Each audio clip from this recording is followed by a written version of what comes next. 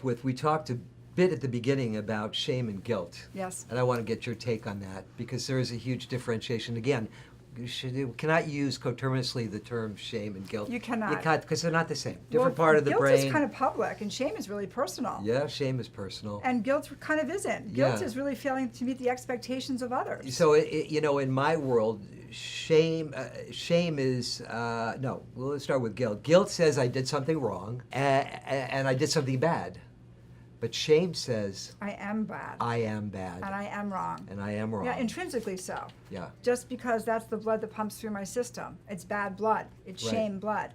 I talk about guilt in this way. I talk about how it's easy for people to feel guilty if they allow other people to define what is expected of them. Or who they are. Who they are and what's expected of them. Classic example, a pretty guilt-infused family, maybe multi-generations of that, Right. not very much individuation. Adult child is still somewhat courted to parents for Right. parental approval, unable Right. to completely be self-sustaining Right. and individuated. And so this is a child, then an adult child, who gets an opportunity from California to move to New York, great job opportunity. Right. And the father says, how could you do that to your mother?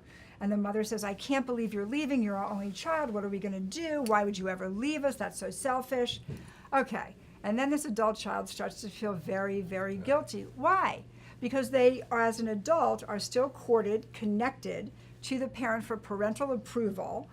And they feel as if the parents are right in holding them to a certain set of expectations. And I don't believe that. I believe that all of us have to develop our own set of expectations about ourselves. And we can't do it if we remain courted in adulthood to our parents. So we have to individuate, separate, and differentiate. And what that actually means, to really cut the cord, is we have to take the individual through the process of what is the fear that comes up? Right. What would happen? And it usually always tracks back, maybe it always tracks back to early childhood. If I'm disconnected from mom, I'll die. If I'm disconnected to primary object, I'll die.